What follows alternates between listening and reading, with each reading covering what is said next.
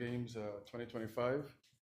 This afternoon, we're here to present to you the team for Anguilla, track and field, and swim team. I will now turn it over to Mr. Hodge, President of the Athletics Association. Good afternoon, everyone present and listening public via the internet, Facebook, social media, and otherwise. Before we proceed, let me use the opportunity to introduce the members of the Anguilla Amateur Athletics Association that are present. To my immediate right, I have the Assistant General Secretary, Mr. Alja Hodge, the PRO, Mr. Pradel, Severin Pradel, and also we have Executive Member, Mr. Rotary Jackson, present. In the room, we also have Marie Hughes and also Pamela as well, Fleming. There's some persons that cannot be here at this point in time. So without further ado, as the PRO, Mr. Pradel, Reverend Pradel would have mentioned, we're here to introduce the team, Anguilla team, the athletics team, and the swim team that would be representing Anguilla at the 52nd edition of the Carifta Games, and that will be held in Trinidad from the 19th to the 21st of April. Swim team, I'll ask you to say a few words. Good afternoon, all. Good afternoon to members of the press, those on social media, those are online. Thank you very much also for the press for coming this afternoon to have this press conference this afternoon with regards to the Carifta 32 held in Trinidad and Tobago, which is for next week. We thank you very much for collaborating with our partners in track and field, as we'll be doing aquatic hosted in the same venue as well. We have 4 swim personnel for this year's, and actually it's our 3rd year having been in QSO with 1 athlete. Last year with Bahamas with 2 athletes, and this year we've been Trinidad with 3 athletes. So I think we are making some strides in that regard. We have 1 member of our executive with Laurel Hannah, who is our secretary, hard working, who is present with us. We apologize for our vice president / coach will be here back on island tomorrow. Presently, Joseph William, who is in Suriname doing some training regards to swimming, upgrading his status, which is quite commendable. And we also have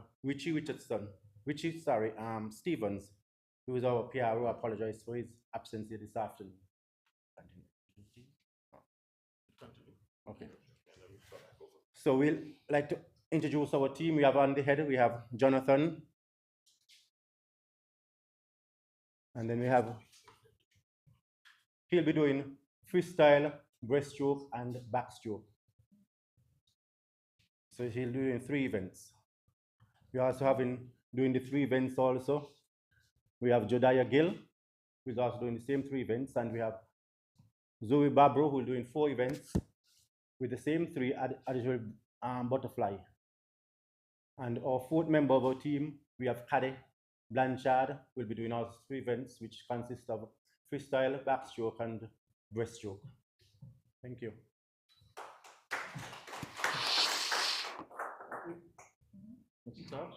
Okay. Good afternoon to all. I would like to speak specifically to the track and field delegation. The athletes who are here present, we have Joquan Richardson, who will be doing the long jump under 20. We have Kavaj Khanna, who will be doing the 100 meters and the 200, the under 17. We have Kristen Fleming, 1,500 meters and the 3,000 meters under 17. Huquan Hughes, shot put, under 17. Malachi Ryan, he's not with us this afternoon, but he'll also be doing the shot put, under 17. And we have 2 athletes who are in the USA who will be joining us. We have Trenton Brooks, who will be doing the 100 meters and the 200 meters under 20, and Nazario Gomes, the 200 meters as well as the 400 meters under 20. Accompanying the team will be coaches Rudy Richardson, and Mr. Pradell. It is mandatory for each team to have a safeguarding officer, and our safeguarding officer will be Mary Hughes. Safeguarding officers, I must say, had to be certified in order to be accredited for the games. The executive representatives for Congress will be Kathleen Richardson, who is the vice president of the association. He is also the team leader. And Althea Hodge, myself, assistant general secretary. We are also hoping to have a representative from government and Mr. Jason Bryan. That is yet to be confirmed. The ministerial assistant for sport, youth, and culture. And should he be in attendance, he will also attend the Congress. That is basically it in terms of the team. I'm not sure if we mentioned the dates, the specific dates for the event. The games are going to be held from the 19th to the 25th, but our team is traveling on the 18th through St. Martin. Most of the team will be back on the 22nd, and others will be back on the 25th. Of course, we know our difficulties when it comes to travels, but that is how we had to split the team. Let me see if there's anything else. I guess I can always come back to that. Yeah. Open to questions. What do you want to say? Why have you have to split the teams? No, for the travel, it's actually chartered flights. So in terms of the number of seatings that we could get, because these flights are shared between Curacao, St. Kitts, and a number of persons. Caribbean Airlines, specific flights that they put on for the games. And that would not be any of the athletes. No, because the games actually finish on the 21st, so we're traveling back on the 22nd. So we have some persons, and I mean we are very happy that a number of parents will also be in attendance at the games, so supporting the teams. Good afternoon. I know you all have mentioned all athletes that are traveling. Any particular athletes that you can really look forward to seeing doing well in the Carifta games? Not all. So we're gonna say all of them. How can we differentiate? So we're hoping for all of them to do well. We expect that persons will do their best, and we might probably get some personal bests, etc. All of these are wins for us. How rigorous was the training going into the games? Well, I think the athletes have been training. They've been training for quite some time now, leading up to these games. Obviously, there are times when we would prefer if we had more meets, but we know the situations that we face. So a number of them have been able to go over to St. Martin as well over the last few months to take part in track and field events in St. Martin, where they've also had in terms of the Carifta trials, etc. I guess this question will be for the athletes, because I know exams are coming up. How well are you guys balancing your track life and your academic life going into these? You're gonna read for us, Japan? Yes.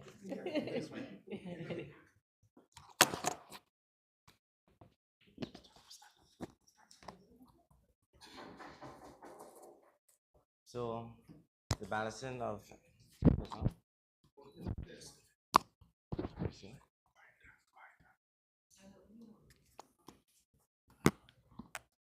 the balancing of track and field and academics is quite not challenging, as I'm in sixth form, so it's less of school based. So based on my schedule, I will have training in the morning, training in the evening.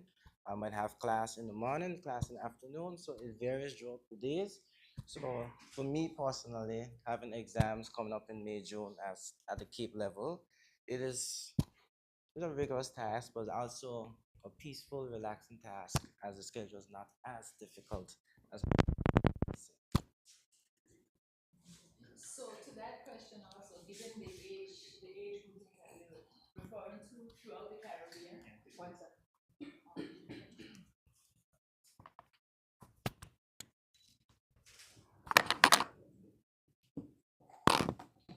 Thanks, Jaquan. I just wanted to add that given the age group, the age groupings throughout the Caribbean region, I think that would be something that is taken into consideration this time of the year, every year, for the athletes as they travel to the games. Oftentimes, students they'll be there, but they're also in mind to continue their studies when they get their breaks.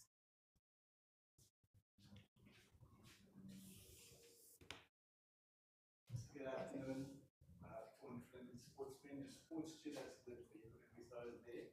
Looking forward to talking to you when you come in time for you to come back. This is just for the aquatics team. How have your preparation been with the limited resources that we have had in preparing for Carifta? So far, as you rightly said, that we have limited resources in terms of facilities, in terms of pool. We do train St. Martin when we get the chance, like every 2 weeks. We also graciously facilitated by the at Rendezvous Bay at Great House, and then we also do some training on the beach in Sandy Ground.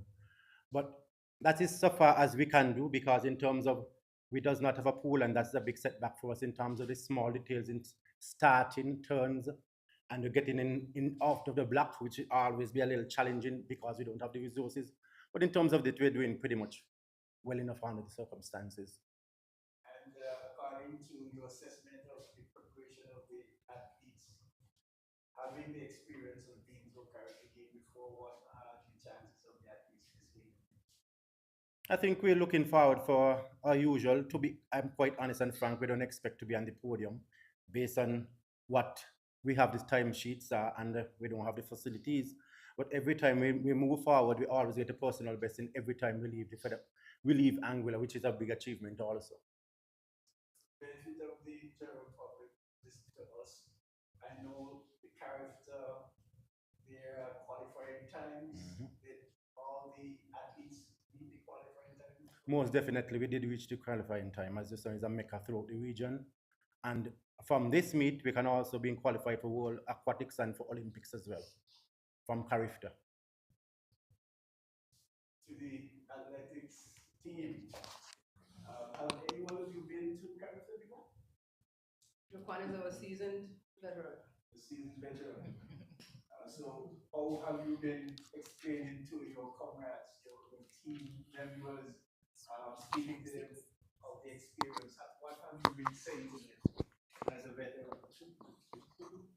So I have not really explained how Carifta been to my teammates, but however, I'm sure that they have seen videos, have friends overseas who have been to Carifta. So with that being said, I have not told them yet, but I'm looking forward to telling them so far. This went me to the executive. I know this is a huge venture which requires monetary resources. Were there any contribution given to you to facilitate Carifta 2025 this year? If I could speak to that, yes. As usual, the association would seek sponsorship from different sources. We are not at liberty just to say yet who those are, but you will know before we leave. We'll do another press briefing before the athletes actually leave, the day before they leave or the morning when they leave. So that information will be made public as well. And I would say off the bat that government is contributing to the venture in itself as well. Thank you. Okay. In terms of, if I can, me as well, in terms of us from Aquatic Association, in terms of swimming, we are actually partially most of it funding, for the most part, from the government through the Department of Sports. And we appreciate the support that we're getting thus far. There always can be some more, of course. We also thank the corporate partners and citizens who also contribute. Sometimes we go on and do some donation drive. We do like sometimes a raffle, and as well, like I said, that we have a few corporate entities on board to give us our support. So the athletes from the track side of things, they have to meet a qualification as well. when was that time registered for this year's competition? In terms of the qualification time for those who running the 100 meters, 200 meters, etc. Those times were actually registered in the 2 meets that they participated in St. Martin. St. Martin. Yeah. And we have those ones who are the two In the athletes US. who are in the US who've also made the stand. And they're competing pretty much every weekend back in the States. So they're staying active. Thank you. You're welcome.